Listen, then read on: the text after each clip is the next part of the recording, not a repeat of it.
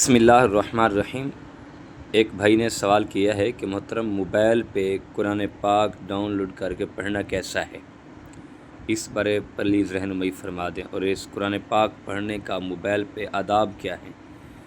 जी, अस्सलामु अलैकुम वरहमतुल्लाहि वबरकातुहू। भाई ने बहुत अच्छा सवाल किया है।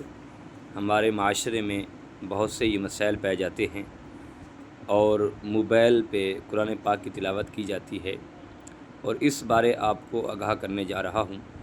इस मसले को समझने के लिए वीडियो को आखिर तक सुनें ताकि आपको अच्छे तरीके से ये मसला समझ आ जाए। देखें, सबसे पहली बात तो ये है कि आप मोबाइल पे कुरान पाक की तिलावत कर सकते हैं। ऐप पे कुरान पाक डाउनलोड करके आप कुरान पाक की तिलावत कर सकते हैं, इसमें कोई हर्ज नहीं है। और दूसरी बात यह है कि कोशिश ये करें कि कुरान पाक जब अगर पढ़ रहे हैं तो बावुज़ू होकर पढ़ें।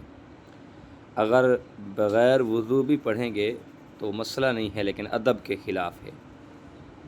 और कुरान पाक कोशिश करें, मोबाइल पे पढ़ रहे हैं, जिस सूरत में पढ़ रहे हैं तो आप वुज़ू करके पढ़ें।